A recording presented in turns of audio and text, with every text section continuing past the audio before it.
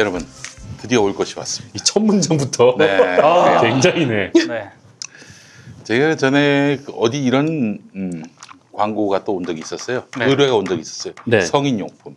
내가 그건 막았지. 아 그거 뭐였습니까? 어? 성인용품. 성인용품은 이제 말하자면은 뭐 이런저런 여러 가지가 있지 이런저런 이런저런 중에. 네, 이런저런 그렇게 디테일하게 말씀을. 네. 그 어떤 그 유희용도입니다. 쉽게 얘기해서. 네네네. 그거는 안 된다. 네. 네, 그거는 우리가 바람직하지 않고 네. 여러모로 또 우리가 오해를 받을 수 있다. 그러나 이거는 치료 목적입니다. 치료. 네. 네, 치료 목적이에요. 네, 확실합니까? 치료? 그렇죠. 네. 무슨 꼭 용도로 쓰지 않아도 치료 목적으로. 응? 네네. 그렇잖아. 응? 왜 이렇게 서설이 길어요? 예. 자, 그래요. 바로 이게 어색한 네. 분이 어떡할까요? 땀이 쭈꾸미 때문에 생긴 땀이 아니었어. 아 긴장돼서 났다면서. 네, 네. 이걸 어떻게 설명하나 자, 지금. 그래요. 읽어보겠습니다. 네. 코코메디입니다. 코코메디. 여러분 이거 읽으시는 거죠? 네. 돈 주면 이게 와요, 이게. 아. 철가방. 가방이 오네요. 메이크업 박스 같은 느낌이 드네요. 메이크업 박스. 남자들의 메이크업 박스입니다. 네, 남자들을 네. 위한 네, 네, 네. 메이크업 박스. 남자들도 메이크업이 필요합니다. 네. 치얼업도 필요하고. 네. 그렇습니다. 히어롭도 필요하고. 자, 세워라 남성의 자신감. 네. 드디어 올 것이 왔습니다.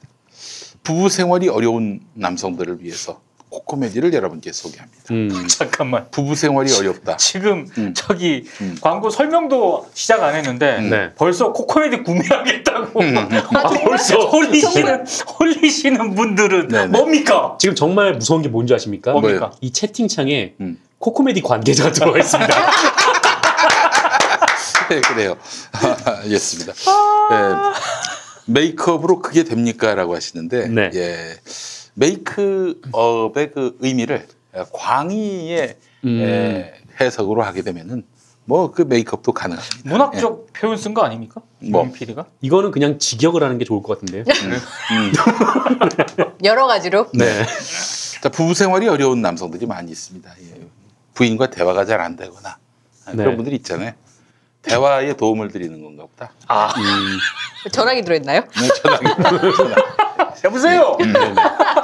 자, 요즘 이상하게 아내와의 잠자리에 자신이 없는 분들, 예, 그로 인해서 부부 생활이 원만하지 않으신 분들, 또 남성으로서 자신감이 부족하신 분들, 말하자면 남성 혈액 유입 장애로 걱정인 분들은 딱 하루 10분만 코코메디를 만나보시기 바랍니다. 코코메디가 네. 남성의 중요 부위 혈관의 크기를 키우고 혈액의 양을 늘려서 남성 혈액 유입 장애를 개선시켜 줍니다. 네. 그렇죠. 이게 혈액이 들어가야 됩니다. 네. 돌지 않으면은 혈액순환 이용 장비군요. 그렇습니다. 네. 자다 보면 이제 저기 여기 이러고 잘 때 있잖아요. 네네. 그 혈액이 유입이 안 돼요. 피가 안 통해서? 절이죠, 절이요. 혈액이 이게 유입이 안 돼가지고 네. 굉장히 고생이 많습니다. 고민 예. 많이 하셨어요. 아까 저기 너무 비비지 마세요. 네. 알겠습니다. 네. 예. 아니 사실을 얘기하는 건데 혈액이 유입이 안 될 때가 있어요. 정도. 아니 쭈꾸미도 묻었단 말이야. 거기 지금. 있어. 쭈꾸미가 굳었네. 네. 이거 어떻게 해야 되나 이거. 예. 알겠습니다. 예. 예. 잠깐만. 진짜. 잠깐만. 아니 왜 그래? 예. 아니 묻었잖아 지금 이거 어떻게? 자 그래요. 네. 그래서 이제 세워라 남성의 자신감. 갑자기? 네. 아니, 여기 갑자기 세워라? 붉은 글씨로 나왔어요. 아니, 그러네요. 예. 저 제일 앞으로 다시 돌아가는. 처음부터 하신 줄 알고. 아닙니다. 예. 자, 그 하루 10분 집에서 차에서 잠깐만요. 차에서? 차에서 이걸 왜 합니까? 이게 퇴근할 때. 퇴근할 때. 그렇죠. 아니 뭐 혈액순환 기기인데 뭐 그렇게 뭐가 있습니까? 아니 퇴근할 때 혈액 순환이 네. 안 될 수도 있습니다. 예. 네네네. 그리고 개인 공간에서 반영구적으로 사용할 수 있는 네. 코코메디로 간편하게 셀프 케어하시기 바랍니다. 이게 이제 개인적으로 알겠습니다. 그야말로 스펙타클한 몸의 변화를 경험하실 수가 있겠습니다. 이 코코메디가 그냥 뭐 어디 이상한 용품이 아니에요. 이제 특허청 기술 특허 등록. 그리고 그렇군요. 미국 FDA 등록. 네, 대한민국 식품의약품안전처 맞죠? 네네, 식품의약품 식약처. 안전처로부터 성능과 안전성을 인정받아서 의료기기 승인을 받은 제품입니다. 의료기기입니까? 의료기기야. 예. 무려 10년 동안 꾸준히 대한민국 남성의 자존심을 우뚝 세워온 명실상부한 행복한 가정을 위한 의료기기입니다. 네. 10년간 누군가는 네. 네, 그래요. 많이들 이용하셨나 보네요. 네, 그렇습니다. 네. 발기부전, 조루, 전립선 문제, 남성들의 말 못할 고민, 이거를 코코메디가 바로 도와드립니다. 네. 이게 말 못할 고민이어서 고해성사를 하신 분들도 많이 있었고, 네네. 그렇습니다. 예. 누구한테 고해성사입니까? 아니 고해성사를 하실 분이 뭐 신부님밖에 더 있습니까? 네네. 예, 신부님도 뭐라고 답을 해야 될지. 이 문제에 대해서는 네, 그래서 이제 신부님의 고민도 끝났습니다. 이걸 알려주시면 신부님은 건드리지 마. 신부님께서 네. 권할 수 이거를 있다. 권할 수 있다. 권할 수 있다는 거예요. 네. 네, 그래요. 원래 채팅창이 저렇게 빨리 올라가나요? 네. 난리가 났어요. 네. 난리가 났습니다 지금. 네, 그래요. 제품 구입 방법은 김용민 TV 코코메디 이벤트로 검색하시면 나오는 블로그가 있습니다. 네네. 김용민닷컴은 아니고 김용민 TV 코코메디 이벤트로 검색하면 나오는 블로그로 들어가서 제품 정보를 확인한 다음에 상담 신청하시기 바랍니다. 상담 신청을 하면은 전문 컨설턴트가 친절한 상담을 해드릴 것입니다. 컨설턴트가 네. 자, 코코메디 대표 전화 080-695에 695에 네, 잘 읽어주세요. 네. 695에 7000번. 네. 695에 7000번. 080-695에 7000번으로 전화하셔서 080이니까 이제 무료 그렇군요. 상담이죠. 네. 자, 상담 시 김용민 TV에서 광고 보고 오셨다 말씀해 주시면 특별한 이벤트가로 구매하실 수 있습니다. 얘기를 해야 됩니까? 뭐? 네. 이벤트가로 구하려면. 그렇지. 네. 아니면은 고해성사라고. 고해성사라고. 고해성사라고. 해시태그를 네. 부인을 실망하게 했다. 큰 죄를 저질렀다. 이렇게 말씀하시면 어떨까 싶습니다. 자, 그래요. 코코메디에서 남성의 자신감을 바로 세우시면 되는데 네. 보여주시게요? 뭐가 들어있는지 한번 아 보겠습니다. 근데 아까 봤는데 네. 좀 살벌한 그래요. 근데 이게 그 팔이 들어갑니까 이게? 네. 저희한테는 필요 없는 물건이에요. 이건 왜 들어가지 이게? 이게 설명서가 있죠? 본부장님. 있어요. 네. 예. 그리고 요것도 있네요. 이건 뭡니까? 메디센 플러스. 젤이야 젤. 음. 그래요. 왜 필요한지는 모르겠습니다. 요거. 이거는 전선. 이건 필요해. 네. 네. 요 기계가 있기 때문에. 예. 그래 요거. 어떻게 쓴다는 건지. 야 이거. 그거는 홈페이지나 이제 이 설명서를 보시면 설명서를. 나옵니다. 네. 예. 이거는 또 뭐가 있을 것 같아요? 설명서 있네요. 이건 뭡니까? 네. 예. 이거 뭡니까? 뒤에, 설명을 네, 해주셔야죠. 뒤에 설명을. 가면은 뒤에 가면은 네. 수갑이 나올 것 같아서. 뭐 이 정도로 하겠습니다. 네네. 아유, 잘 봤습니다. 제가 한번 집에 가서 꼼꼼히 한번 네. 살펴보고 네. 어떤지 여러분들께 다음 주에 보고를 해드리겠습니다. 후기 설명해 줍니까? 예. 근데 조건이 있습니다. 뭡니까? 코코메디가 다음 주에도 광고를 해야 돼요. 와, 이거 핵심이네. 네, 그렇습니다. 제일 중요한 거네요. 그렇습니다. 네, 예. 제가 설명서를 읽고 준비하도록 하겠습니다. 네. 그래요. 아주 알찬 광고였던 것 같습니다. 네. 예. 근데 사실 이게 진짜 나는 우리가 이제 무슨 이런 성생활, 부부생활 이런 것들에 대해서 금기시하는 문화가 난 잘못됐다고 그건 생각해요. 잘못된 거죠. 그럼요. 그럼요. 네. 아니 그걸 뭐 이상하다, 뭐 나쁘다, 혹은 에이 저질 이러는 순간 도대체 어떻게 이 인류가 생존할 수 있겠습니까? 다 해왔습니다. 뭘 지금까지. 반전이었어요. 네. 그래요. 자. 이동영 TV에도 광고를 하셨나 보죠? 광고를 해. 거기서는 상자를 열지 않았답니다. 내가 열어봤어. 사실. 시연을 해달라고. 네. 그래요. 참 아주 짓궂기 이를 데가 없는 시청자분들이 많은 우리 방송입니다. 네. 예. 자, 우리 민동기 기자님. 이게요. 음. 제가 가져온 거는 조선일보 지난 11일. 이거 무슨 소리죠? 선생님? 네. 이게 무슨 소리입니까? 쭈꾸미가 다시 나오고 있는 것 같습니다. 코코메디가 미안해서 혹시 지금 사용 중에 있습니다. 아닙니다. 아직 옆에 계신데 우리 모르게 지금 저기 파워 킨 거 아닙니까? 아닙니다. 아닙니까? 아니에요. 네. 네, 알겠습니다. 예. 네. 아, 네. 중요한 순간에. 중요한 네. 순간이었는데. 중요한 순간에 김윤경님께서 2만 원을 보내주셨어요.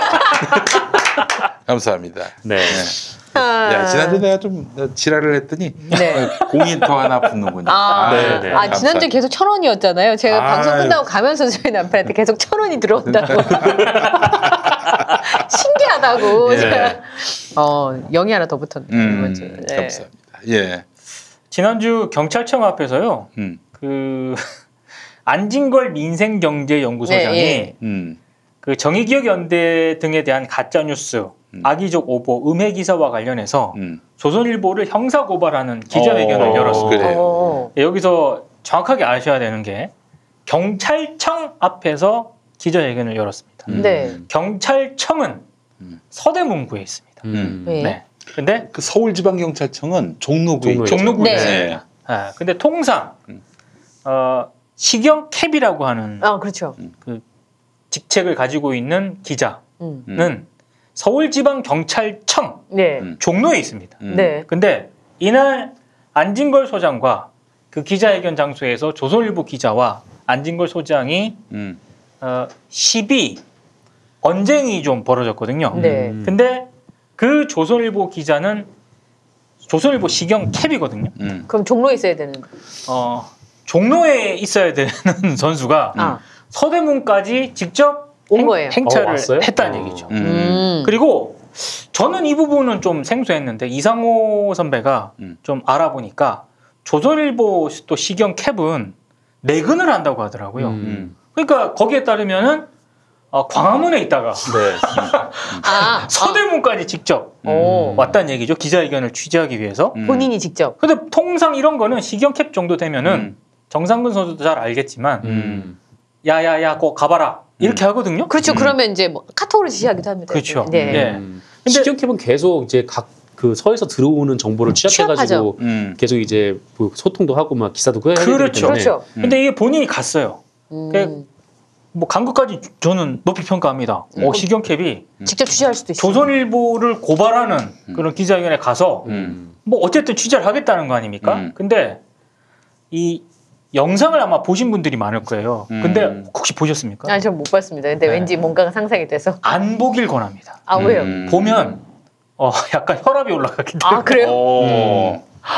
이게 혈액순환이 안 되십니까?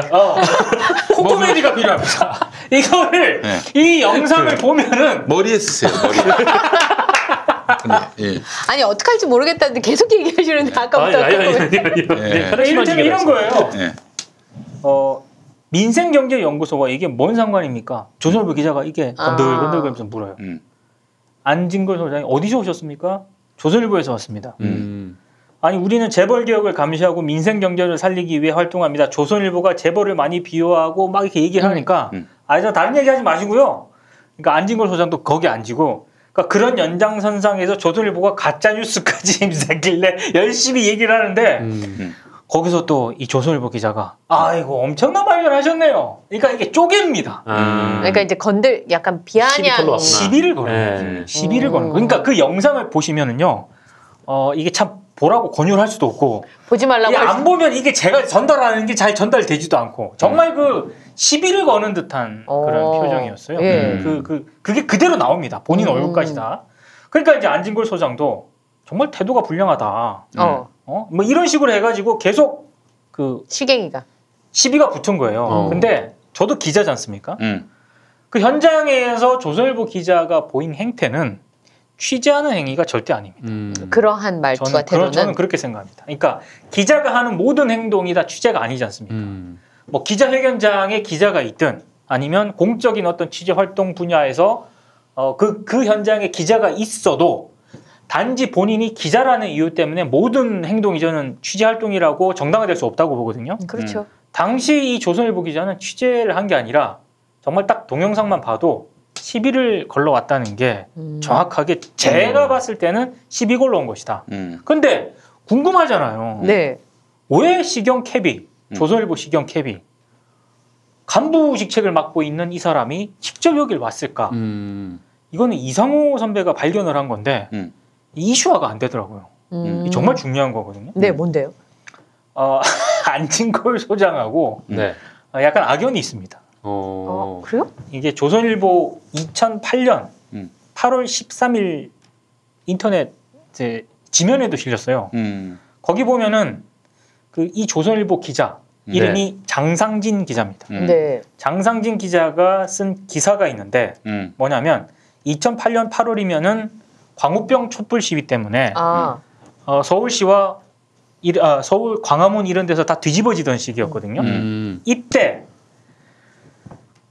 촛불 시위를 주도하고 경찰관을 폭행한 혐의로 구속 기소된 안진걸 광우병 대책위원회 팀장의 재판에서 이 안진걸 그 당시 팀장의 보석을 결정하기 위해 풀어주면 촛불 집회에 다시 나가겠느냐. 당시 서울중앙지법 박재영 판사가 질문을 합니다. 네. 그러면서 야간 집회 금지 조항에 대해서 위헌성 논란이 있기 때문에 이 질문이 자칫 양심의 자유를 침해할 수도 있다는 생각이 든다. 이러면서 안진걸 당시 팀장을 보석을 합니다. 보석 허가를 해줍니다. 네. 풀어줘요.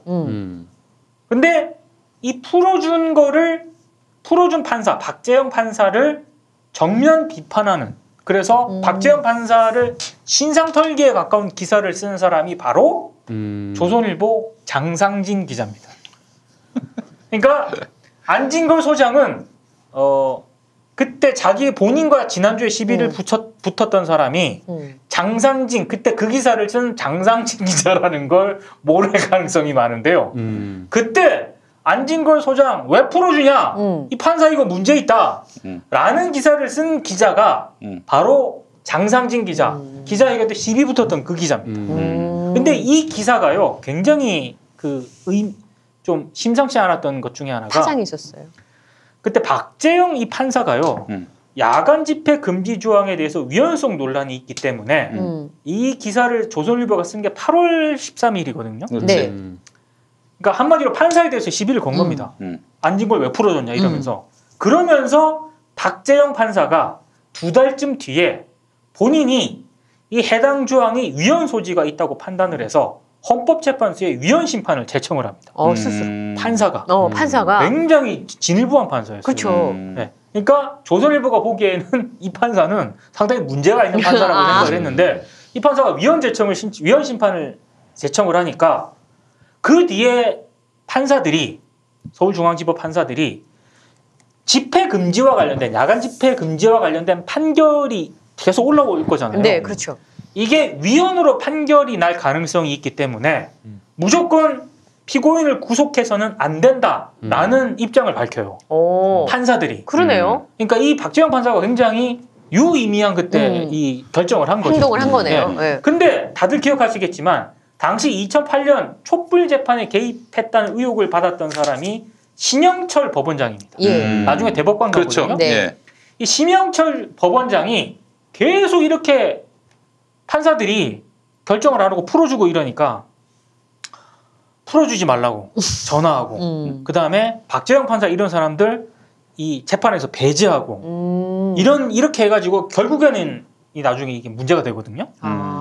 이 시발점이 된 게 사실상 제가 앞서 얘기한 이 장상진 기자의 이 기사 때문이었어요. 거죠. 여기서부터 출발이 된 거거든요. 그러니까 이런 전력을 봤을 때 제가 봤을 때는 저희 추론입니다. 장상진 기자가 굳이 조선일보 안진걸 소장이 조선일보 형사 고발하는 그 기자회견에 직접 행차를 한 것은 이런 이력을 본인이 좀 어느 정도 감안을 해서 간 게 아닐까. 저는 이렇게 의심을 하고 있습니다. 이거를 모르시는 분들이 좀 있을 것 같아가지고. 그렇죠. 이렇게 내밀한 걸 알 수가 없죠. 본인도 몰랐을 수 있다. 저는 몰랐는데 이상호 선배가 이걸 얘기를 해주는 거예요. 그러니까 분명히 이 기사를 그때 장상진 기자가 썼고 그때부터 아마 장상진 기자는 그 판사도 주목을 했겠지만 안진걸 소장에 대해서도 상당히 주시를 하고 있었을 것이다. 그래서 본인이 직접 간 게 아니었겠느냐라는 의혹을 제기했거든요. 그 얘기를 듣고 보니까 맞는 얘기 같아요. 장성진은 뭐 낙곰수 스토커기도 했어요. 네, 하여튼 불리한 기사 열심히 썼고 그 친구는 내가 봤을 때는 조선일보 아니면은 자신의 어떤 존재의 의미를 품기 어려운 그런 인간이 아닌가 싶습니다. 근데 사실 제가 여기서 한 마디만 더 덧붙이면요. 네. 저는 그럴 가능성은 낮겠지만 이거는 한국 기자협회라든가 이런 데서 성명서 나와야 될 사안이라고 생각을 하거든요.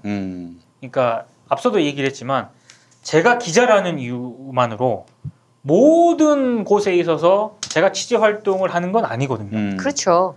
어떤 곳에서 제가 취재 활동을 한다고 했을 때는 그게 통상적으로 그 현장에 있었던 사람들에 의해서 아, 저 기자가 취재를 하고 있구나 하고 있는데 서로 약간 언쟁이 높아졌구나 이렇게 인식을 해야 된다고 생각을 해요. 근데 안진걸 소장 전원에 따르면 그때 당시 현장에 있었던 사람들이 뭐 조선일보 기자 이 얘기를 하기 전까지만 하더라도 그냥 진짜 시비 거는 사람인 줄 알았대요. 그래요.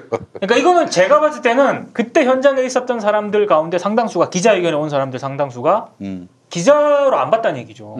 하는 행동이. 이거는 저는 취재 활동이라고 볼 수 없을 것 같아요. 이 영상을 보시면 안진걸 소장이 이제 기자회견을 하고 있는데 그 옆에 이제 그 하얀 와이셔츠에 이제 그 정장 바지 그리고 좀 구찌 벨트 같은 거 얘기하죠. 이따만한 벨트 있잖아요.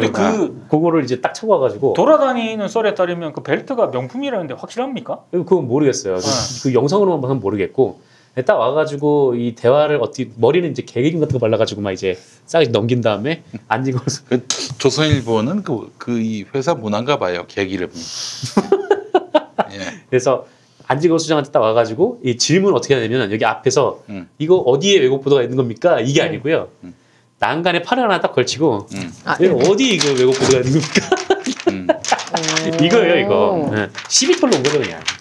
꼴값을 떨고 있네. 아이고 진짜. 저는 이거는... 야 조선일보가 옛날에 조선일보지 뭐 지금 조선일보는 누가 알아주니 이걸. 아이고 얘는 아주 애사심이 넘쳐나는 거야. 나는 이거 보면서 뭘 느끼냐면은 이게 회사 사람들이 좋아하는 거야. 대신 가서. 그래가지고 막 대차게 그냥 자기에게 적대적인 사람한테 가서 시비 걸고 말싸움 붙고 그래서 자기 어떤 그 회사 내에서의 존재감을 더 한번 키워보고 싶은. 우리야 막 욕하지만 야 맞아요. 정성진 한 건 했는데 야 너 짱이더라 뭐 이런 얘기를 그렇겠죠 안에서 들으려고 갔겠지. 들으려고. 만약에 우리 케비 가서 이제 본때를 보여줬다 막 이랬겠지. 가서 엎었다. 조선일보 노조나 조선일보 기자협회에서 이런 지금 상황에 대해서 뭐 내부에서 어떤 목소리나 성명 이런 게 안 나왔거든요. 무슨 얘기냐면 저는 이런 해석, 이런 분위기가 상당히 지배적이지 않을까 의심을 하고 있는 거죠. 아니 저는 한때 이런 적이 있었습니다. 지금 그 생각을 철회했는데 조선일보 사주와 그리고 조선일보 간부들과 조선일보 기자들은 구분해야 된다. 생각이 다를 수 있잖아요. 근데 점점 그 생각이 철회되어지고 철회를 지금 계속하고 있습니다. 뭐가 다른가? 아니 식용캡이 이렇게 취재를 빙자한 사실상의 시비를 그 영상도 있고 다 있는데 카메라도 있고 다 있는데 거기서 이렇게 시비를 걸 정도면 그건 조선일보 기자와 간부 사주를 분리해서 생각하는 게 가능한가? 이런 저는 의심을 하게 되더라고요. 이 그 시청자분들의 제보에 따르면은 페라가모 벨트랍니다. 그게 그 구찌만큼의 명품이 있어요. 네. 그래요? 네, 구두 이태리 이번에 이렇게 부잣집 아들이에요, 부잣집 아들. 네, 이렇게 그 제보를 보내주신 거고 이 만약에 페라가모 벨트가 맞다면은 이 벨트가 한 40만 원 하네요. 벨트가? 그렇죠. 페라가모면 벨트가요? 네, 그럴 수 있죠. 네. 그 제 배에 맞는 벨트가 없어서 안 사봐서 모르겠습니다. 그래요. 네. 아니 뭐 논쟁을 할 수는 있는데 그 애티튜드나 이런 부분에 있어서는 문제가 되죠. 이건 그냥 시비 걸로 영상을 미디어널이 찍었거든요. 네, 제 정독하고 말씀드릴게요. 네. 이게 보면 이영경 앵커님은 코코메디를 사용할 수도 없고 이거 어떻게 해야 되나? 왜? 혈액 순환이 안 돼요. 그 영상을 진짜 그 김복장대의 말씀이죠. 쭈꾸미 매운맛을 드시면 됩니다. 그러네요. 매운맛을이면 예, 그래요. 저는 영상 보면서 진짜 깜짝 놀랐어요. 그 지명 기자면 영상이나 이런 거에 대한 인식이 없을 수는 있어요. 근데 뭐 그 영상에 찍히고 안 찍히고를 떠나가지고 거기 기자회견하는데 앞에 가가지고 그죠? 기자가 그런 자세로 앉아가지고 이렇게 뭐 시비 걸러 왔다면은 그건 뭐 자격이 없는 거죠. 예. 그래요. 뭐 그런 친구예요. 낙곰수 때 뭐 기사 많이 썼습니까? 네, 많이 썼어. 하여튼 나쁜 기사는 다 썼어. 반론 한 번도 들으려 하지도 않았고. 불량 기자예요. 전화를 보통 보면 기사에 보면 안 받는다고 돼 있잖아요. 아니 뭐 그거 보세요. 뭐 나한테 전화한 기억이 없어. 그래요? 그 조선일보다운 기자예요. 그래 보입니다. 네. 그저 약간 부잣집 아들이고. 예. 누군가에게 가가지고 조선일보 기자에 대해서 막 설명을 해준 다음에 한번 그려보라라고 하면 딱 그려질 그 사람이에요. 그래요. 네. 알겠습니다. 아유 그래요. 뭐 우리가 장상진 얘기까지 할 필요가 있나? 우리 프로그램 더러워지게 말이야. 좀 많이 좀 아쉽습니다 오늘. 예. 딴 얘기 또 없어요? 딴 얘기가 하나 더 있는데 짧게 해보죠. 예. 저는 솔직히 이게 그 KBS 시청자 평가원에서요. 저널리즘 토크쇼 제의를 비판하는 그 방송이 내보냈습니다. 방송이 나갔습니다. 근데 이게 어떻게 보면은 되게 황당한 상황이라보다는 좋게 보면은 상호 비평. 그러니까 옴부즈맨 프로그램에서 네. 미디어 비평 프로그램을 비판을 한 거예요. 옴부즈맨에서 KBS 옴부즈맨 프로그램에서 KBS 미디어 비평 프로그램을 비판을 한 겁니다. 보기 힘든 그림이네요. 저는 비판할 수 있다고 보고요. 예. 그리고 저널리즘 토크쇼 제2의 이른바 최강욱 열린민주당 대표가 출연을 해서 조국 전 장관 관련 언론 보도를 비평을 했는데 과연 패널로 적절한가? 그리고 방송 내용에 대해서도 유용민 시청자 평가 연구원께서 직접 비판을 했어요. 네. 비판한 것까지 뭐 저는 동의 안 하는 부분이 좀 있긴 합니다만 다 한 것까지 좋은데요. 근데 이거를 그대로 옴부즈맨 프로그램에서 저는 방송을 내보낸 게 제 상식으로는 약간 이해가 안 갑니다. 왜냐하면 방송법에 어긋나요. 어떤 부분이요? 방송법 89조 1항을 보면은요. 방송 프로그램에 관한 시청자 의견을 수렴해서 주당 60분 이상의 시청자 평가 프로그램을 편성해야 한다 이렇게 되어 있고요. 이게 옴부즈맨 프로그램입니다. 무조건 해야 되는 거잖아요. 그리고 2항을 보면 이렇게 되어 있습니다. 시청자 평가 프로그램에는 시청자 평가원이 출연하여 의견을 진술할 수 있다 이렇게 네. 되어 있는데 이 시청자 평가원의 비평 대상은 방송 프로그램에 국한되어야 합니다. 방송 프로그램에만 국한이 돼야 되는데 그럼 유용민 이 시청자 평가원은 어떤 내용을 비판을 했느냐? 아까 얘기한 저널리즘 토크쇼 제2 본방을 비판을 하면서 네. 거기까지만 하면 좋았는데요. 이를테면 저널리즘 토크쇼 제2가 하는 방송 중에 유튜브 방송이 있습니다. 네. 제2 라이브. 네, 있죠. 거기 방송에서 짤도 올리고요. 제목도 유튜브처럼 이렇게 만듭니다. 그렇죠. 네. 예. 그거까지 언급을 하면서 한마디로 좀 격이 없다. 이런 격이 취지로 없다. 얘기를 합니다. 유튜브에서 유튜브. 없다. 유튜브가 격이 좀 없으면 안 되나? 아니 그러니까 어떻게 만들라는 거지? 그러니까 이런 거죠. 최강욱 그 클립에는 최강욱의 짜릿한 언론 개혁이라고 적었는데 아니 언론 개혁이 짜릿하다는 건 무슨 말인지 시청자로서 도무지 이해가 안 된다. 언론 개혁이 무더위에 즐기는 내조 활동은 아니지 않냐. 시사 교양 프로그램 트렌드에 따라 무겁지 않은 분위기를 강조한 것일 수도 있지만 이런 부분들이 저널리즘 비평의 무게감과 신뢰를 떨어뜨린다고 보죠. 무게감이 있어야 됩니까? 그러니까 무게감이 있어야 돼요? 이게 저널리즘 토크쇼 제2 본방과 관련된 내용이라면은 수용할 수 있다는 거죠. 이거는 뭐 동의는 안 하지만 시청자 평가원이 이렇게 평가를 했구나 이렇게 넘어갈 수 있는데요. 이 방송 이 지적한 내용은 제2 라이브 유튜브 방송에 나간 거예요. 개오바야 개오바. 이거는 한마디로 좀 거칠게 얘기하면 본인이 월권을 한 거예요. 그러네. 시청자 평가의 비평 대상이 아니에요. 그래서 네. 제가 우려했던 상황이 터졌습니다. 어떤 거냐? 조선일보가 이걸 받았어요. 아이고, 내가 이럴 줄 알았다. 조선일보가 받았는데 뭐라고 받느냐? 제목이 KBS 평가원도 들어와! 박살내겠다는 저널리즘 토크쇼 J. KBS 옴부즈맨도 품격 떨어진다 비판.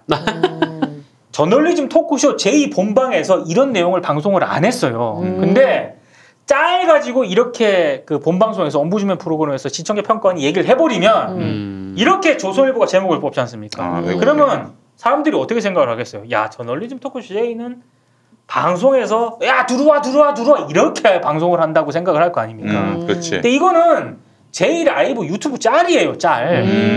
왜 짤 가지고 얘기를 하냐고. 그러니까 본인의 비평 대상에서 벗어나 있는 영역에 대해서까지 방송을 한 거지 않습니까? 근데 옴부즈맨, 제가 알기로 KBS 옴부즈맨 프로그램은 녹화 방송인 걸로 알고 있습니다. 그렇죠. 그렇죠, 보통 그렇죠. 대략 네. 녹화 방송이거든요. 무슨 얘기냐면은 이런 부분이 방송 내용에서 충분히 걸러. 제작진 차원에서 걸렀어야죠. 이거는 본방송이 아닌 것 같습니다. 라고 해서 방송에 안 내보내거나 아니면 뭔가 이 시청자 평가하고 소통을 하거나 해서 이런 부분에 방송법에 이렇게 있으니 이런 부분은 좀 대상이 아닌 것 같습니다. 라고 얘기를 했었어야 된다고 저는 생각을 해요. 근데 그거 없이 그대로 나갔거든요. 저는 이거는 좀 문제 오버였다고 생각을 합니다. 지나친 비판이었다는 말씀이신 거죠? 아니 근데 하여간 그 저널리즘 토크쇼 J에 대해서 조선일보가 굉장히 불편해하고 그거에 대해서 뭐 하여튼 조금이라도 흠잡을 일이 있으면은 언제든 공격하거든요. 네. 최욱이 했던 농담도 막 치면서 시퍼렇게 비판하고. 네. 최욱 사진까지 박습니다. 이게 참 아주 이런 조선일보의 낙인, 그게 축적돼 가지고 오늘의 조선일보를 불신하는 문화가 만들어진 거예요. 네. 예. 하여간 뭐 저기 조선일보가 뭐라 떠들건 간에 크게 문제는 아니라고 보지만 그러면 뭐가 문제라는 거예요? 최강욱 데리고 나와 가지고 한 게 뭐 조국 지금 이제 기소된 사람 그게 문제였고 자격이 문제다. 그 다음에 당사자인데 어떻게 조국 전 장관 언론 보도 비평을 할 수 있느냐? 부적절하다 패널로서. 아주 뭐 그냥 저쪽이 얘기하는 거 그대로 복창하셨네. 그러니까 저는 우려가 되는 게 이게 내부에서도 뭐 이런저런 서로 지적질할 수 있고 비판할 수 있다고 보거든요. 근데 밖에서 지금 엄청 때리지 않습니까? 근데 지금 내부에서도 엄청 때리거든요. 이러면 버티기 어렵습니다. 아니 그걸 떠나서 기소된 사람이라고 방송 못 나오게 한다는 거는 야 내가 이 정부 들어서도 그 얘기를 듣는구나 싶네. 예전에 낙곰수 할 때 내가 아침 프로 굿모닝 코리아라고 굿모닝 대한민국이다. 거기 내가 이제 아침에 하는. 예, 그거 나가서 이제 마이크 잡고 한 15분 떠드는 게 있었는데 뭐 나한테 뭐 시사 논평 이런 걸 바라지 않더라고.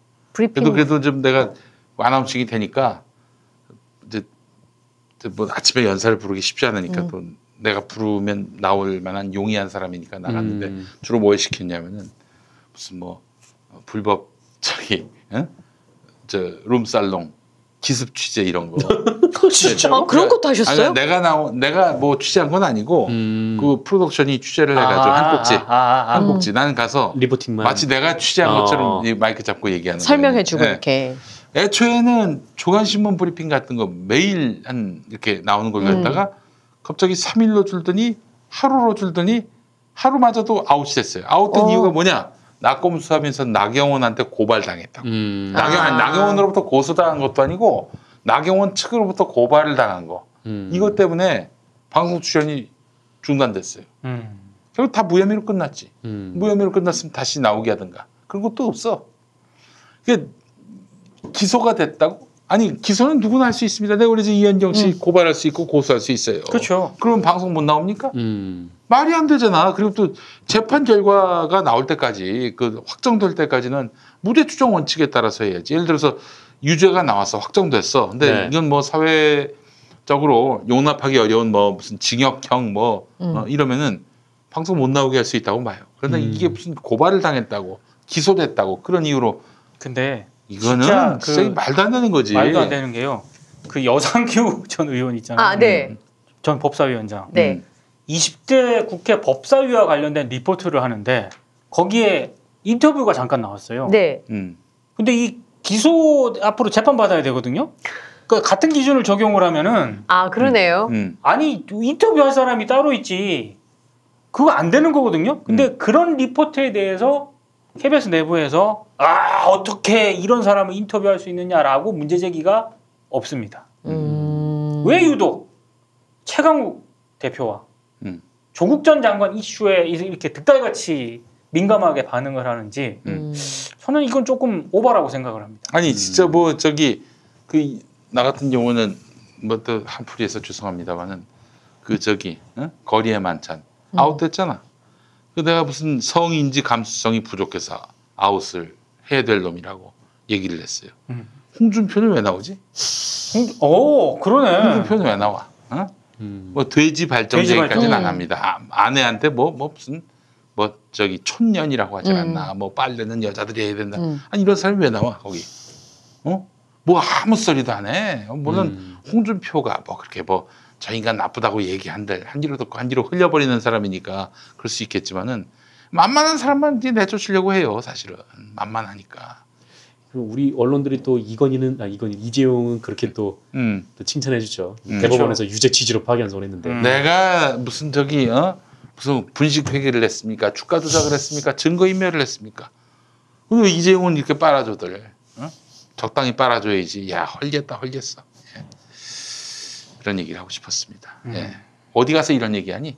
김용민 TV밖에는 할 얘기가 없어. 차 안에서 코미디 차 안에서 하실 수 있습니다. 예, 그래요. 네. 아이고 유튜브라도 없어봐. 이게 난 정말 아마 속병 걸려서 죽었을 거야 아마. 예. 아 그래요. 좋은 얘기였습니다. 예. 어디가? 네, 상근형 뭐 얘기 더 없어요? 저 하나 더 할까요? 하나만 네. 더 하고 마칩시다. 안 바쁘시지? 네, 안 바쁩니다. 예, 오늘 좀 일찍 시작해서. 네, 그렇죠. 예. 네, 저는 TV조선 얘기를 좀 하려고 하는데 TV조선이 지난 4월에 재승인을 받았죠. 예. 네. 4월에 재승인을 받았는데 그때 이제 몇 가지 조건이 있었는데 그 조건 중에 하나가 이 매년 법정 제재 5건 이하. 그렇죠. 그렇지. 예. 요게 있었어요. 그런데 5건이 벌써 채워졌습니다. 아, 채워졌어요 벌써? 네. 아이고. 5건 채워졌어요. 예. 2달 안 되지 않았습니까? 올해 한 해 동안 법정대 5건 이하니까 네. 올해 1월부터 네. 한 반년 정도의 반년이 안 되는 기간 동안 법정 제재를 받은 게 지금 5건이에요.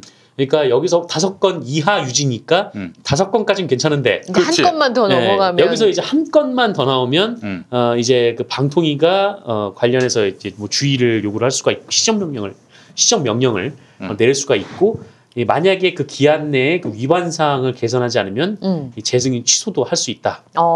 취소가 되겠어. 나는 뭐 방통위가 취소할 수 있다고 생각하지는 않아요. 저도 그 가능성은 낮게 보고 있습니다. 라는 건데 일단 그 역시나 이 법정 제재 관련해서 TV조선에서 그 소송을 걸었습니다. 행정 소송을. 이게 무슨 효과가 있냐면은 그렇게 방송통신심의위원회였나요? 방송통신심의위원회에서 행정명령이 나오잖아. 네. 근데 나온다고 그게 확정되는 게 아니야. 왜냐? TV조선이 그냥 받으면 확정이 되는 건데 거기다가 이의를 신청하거나 뭐 이렇게 소송을 거는 거지. 행정소송. 잘못된 네. 행정행위를 했다고. 그러면 이러면은 이게 또 1년 가고 2년 가고 3년 가고 대법원까지 가면은. 아마 그 다음에 나오는 것 그리고 또 그 다음에 나오는 것도 행정소송으로 갈 가능성이 높아요. 시간을. 근데 말씀하신 대로 이게 그냥 행정소송이 만약에 올해 안에 끝난다고 쳐도 여기서 이제 TV조선이 1심으로 가고 그 다시 이제 본 재판으로 가고 또 대법원까지 올라가면은 이게 또 무한대로 길어진단 말이에요. 그렇지. 그럼 이제 다시 또 재승인 기간이 도래할 테고 거기서 또 이제 재승인을 받게 되고 그러면 이제 또 이건 또 유야무야하게 또 넘어가게 다시 리셋되잖아요. 어쨌든 네. 뭐 이제 그런 상황이 될 수 있는 거죠. 역시나 이제 TV조선이 이렇게 꼼수를 이렇게 살아온 방법이에요. 생존하는 방법이야. 그렇죠. 근데 이제 그 TV조선이 지금 이제 그 행정소송을 건 건은 이제 코로나 관련된 이제 거짓 보도, 왜곡 보도 관련된 건도 있는데 그것들은 말고 그 인천공항 노조 관련된 왜곡 보도 건이었어요. 그러니까 TV조선이 지난 2018년 10월 18일에 그 아들 조카 7명 채용 노조 간부 아내 입사라는 이제 보도를 냈는데, 그러니까 인천국제공항공사의 노조 지부장이 이 부인을 정규직으로 채용하고 본인과 부인 모두 고속 승진했다. 그리고 이 노조 간부가 아들과 조카를 비정규직으로 입사시킨 뒤에 정규직으로 전환시켰다라고 보도를 했는데 오보였습니다. 그래. 어떻게 여기 오보면은 그 당사자들은 그러니까 당사자들은 그 하루 아침에 그냥 이른바 이제 그 취업 사기 나쁜 부부 사기단처럼 돼버린 거잖아요. 그렇게 그 되어버린 오보면. 거죠. 어쨌든 뭐 이거 관련해서 지금 행정소송을 걸었어요. 그래서 아마 저쪽에서 대응하기가 제일 어려운 쪽에서 아마 행정소송 골라서 뭐 건 거 아닌가. 물론 상대는 방송통신심의위원회지만 네. 뭐 어쨌든 뭐 약한 고리를 그렇게 가지고 건 거 아닌가라는 생각이 좀 들고. 그리고 지금 방통위에서 이게 만약에 뭐 행정소송에서 이제 조선일보가 TV조선이 패소한다라고 해도 이제 결국은 아까 말씀하신 대로 계속 재판은 쭉 이어질 거기 때문에 결국 이제 방통위에서 이 재승인 조건을 충족시키지 않으면은 재승인 취소할 수도 있다라고 그렇게 단언을 했지만 결국은 이제 쉽지 않을 거다. 그렇게 되기가 좀 어려운 상황이 도래를 한 거죠. 이제 그렇게 되니까 결국 이게 TV조선처럼 그러니까 1년에 법정 제재가 몇 건 이상 나오는 좀 그런 좀 문제적인 방송을 만들고 그리고 이 보도들도 이렇게 쭉 나오는 내용들 보면은 이 법정 제재 받은 건들이 정말 말도 안 되는 내용들이 굉장히 좀 많았거든요. 그러니까 이를테면은 이 조국 전 장관의 자녀가 한 번도 시험을 봐서 학교에 들어간 적이 없다 뭐 이런 얘기를 했다던가. 와, 완전 오보네. 네. 하여튼 뭐 그런 오보들을 이렇게 쏟아내도 이 결국은 계속 이런 식으로 조건부를 걸면은 재승인을 받고 반성 없이 이 매체가 계속 쭉 유지해 올 수밖에 없다. 아니 그러면은 방송통신위원회가 자기들의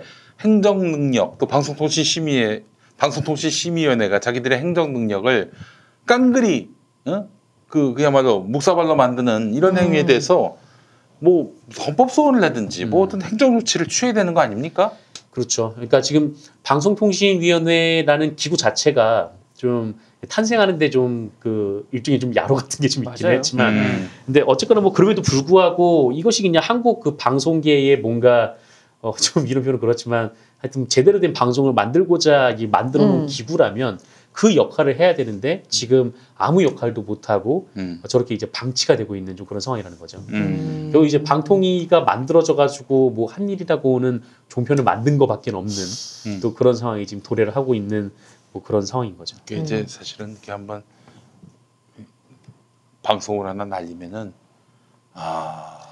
뭐 후폭풍을 감당할 수 없다라고 생각을 이민갈 하겠죠. 각오를 갖고 이렇게 좀 할 사람을 방송통신심의위원 세우면 안 돼요? 방송통신위원 세우면 안 됩니까? 사실 거기 또 근무하는 사람들의 숫자가 있기 때문에 참 쉬운 일은 그렇죠. 이게 사실 이 하나의 방송국을 뭐 재승인을 취소하면은 뭐 거기 안에서 일하는 분들도 있긴 하지만, 근데 그거는 사실 좀 기술적으로 해결할 수 있는 문제이긴 하거든요. 만약에 당장 재승인을 취소하더라도 6개월의 유효 기간을 준다던가, 그러니까 이직할 수 있는 시간을 마련해 준다던가. 아니 예전에 그 ITV 없애고 나서 그 인력 상당수가 OBS로 갔어요. 그렇죠. 예. 예. 그러니까 뭐 하여튼 새 사업자를 선정하면 되는 거야. 그래서 그 조건으로 없앴던 방송에서 일하던 사람을 인수인계하는 최대한 그 고용 승계하는 하는 방향으로. 방법으로 그러니까 사주가 바뀌는 거죠. 대주주가 그치. 바뀌는 거지. 직원들이 바뀌는 뭐 건 이제 아니에요. 기자나 PD 같은 어떻게 보면 그 방송에 정체성 있는 사람들은 모르겠지만 어쨌든 기술직이라든지 아니면 그 외에 다른 일하는 그 행정 인원들은 다 이제 다른 새로운 방송국에서 뭐 들어올 수도 있고 하여튼 방법은 여러 가지가 있어요. 근데 중요한 거는 아무것도 안 하려는 게 이제 문제인 거죠. 그래서 방통위가 자기들이 조건을 딱 걸어놓고 분명히 그 TV조선에서 그 조건을 위반하는 일이 아마 올해 안에 벌어질 텐데 벌써 이제 6월인데 5건이 채워졌으니까요. 그래도 불구하고 이제 방통위는 아무나 힘도 쓰지 못하는 그런 좀 모순적인 상황이 이걸 그냥 방치를 해야 되는 좀 그런 상황인 거죠. 그리고 지금 MBC가 박사방 그 기자 있지 않습니까? 네. 해고 결정을 내렸습니다. 해고 결정을 뭐 내릴 수 있지 뭐. 그건 당연히 내려야 하고. 네. 좀 놀라긴 했었어요. 처음에 전 뉴스를 접하고. MBC 기자가 예. 배상에 들어갔다는.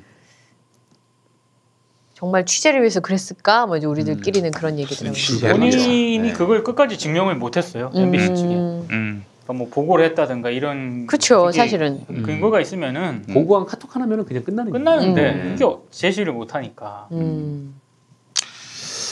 알겠습니다. 예, 하여간 참, 그러니까 언론 개혁은 뭐 이제 뭐 방송국을 없애고 신문사를 없애고 뭐 무슨 엄청난 손해배상을 통해서 책임을 묻게 하고 이것도 있지만 이거는 뭐 사후적 조치고 근원적인 조치가 아니다. 그래서 광고 자본에 많이 기울어져 있는 이 구조를 바꾸지 않으면 어려울 것 같다. 어떻게 바꿀 것인가. 이에 대한 논의로서 우리가 좀 더 한 단계 성숙해져 나갔으면 좋겠다. 이런 생각이 들고 KBS 같은 경우가 좀 이상적인 부분이 있어요. 국민이 내는 그렇죠. 그 돈으로 운영되는 방송이긴 한데 근데 준조세다 보니까 그렇죠. 준조세 네. 그러니까 네. 뭐 전기요금에서 이제 들어가다 보니까 나가는지도 모르고 그렇죠. KBS가 우리 국민의 방송인지 또 KBS에 종사하는 사람들이 우리가 국민의 어떤 사실상의 혈세로 운영되는 방송이라는 인식도 뚜렷하지 않은 것 같고 그래서 이런 생각이 어떨까 들어요. 수신료 수입을 전 국민이 내는 수신료 아니겠습니까? 네. 조금 올려가지고 지금의 KBS가 쓰는 2,500원 네. 나머지 2,500원은 누구한테 줄까요? 해서 선택을 할 수 있게끔 방송에 안에서 어떨까요? 뭐 나쁘지 않죠. 네, MBC도 있을 수 있고, 네, 근데 그 EBS도 있을 수 공영성이 있고, 분명한 곳만 대상으로. 네. 그렇죠. 네, EBS도 있을 것이고, 뭐 많이 있겠죠. 예, 그렇게 해서 국민들이 선택하게끔 한다면 얼마나 좋아요. 예, 그 방송의 그 어떤 시민 주권성 이걸 회복하는 것이 참 필요한 일이라는 생각이 들었습니다. 수신료 선택제. 근데 집에 TV 없는데 수신료 낸다고 반발하시는 분들 되게 많아요. TV 없으면 수신이 안 됩니다. 근데 그게 전기세 이렇게 들어가 있으니까 아이들 때문에 TV를 이제 안 보거나 뭐 이러시는 분들도 있잖아요. 이 TV 자체가 없으면은 그 수신료에 포함되잖아요. 왜냐하면 TV 안에 수산기가 있는 것만으로 그걸로 책정을 하기 때문에 네. 그러니까 TV가 없다. 나는 빔 프로젝트로 본다. 근데 누군가 라고 하면은 와요. 와가지고 TV 없다는데 한번 봅시다. 뭐 근데 요즘엔 많이 안 한다고 하더라고요. 네. 네. 또 저거 KBS가 난 시청 지역이면 또 안 받습니다. 아, 그렇죠. 안 예. 받아요. 예. 그 KBS와 관련한 법이 있는데 1TV는 전 국민이 다 볼 수 있게 해야 네. 한다. 이런 네. 게 또 있습니다. 예. 그래요. 참 요즘 뭐 하여튼 우리의 입장을 대변해주는 언론이 많지 않아가지고 참 아쉽고 예. 그런 생각이 들었습니다. 자, 인사해. 뭘 어디 인사를 해요? 시청자께 인사. 감사합니다. 많이 사주세요. 고맙습니다. 예. 자, 관훈 라이트 클럽 다음 주에 뵙겠습니다. 고맙습니다. 감사합니다.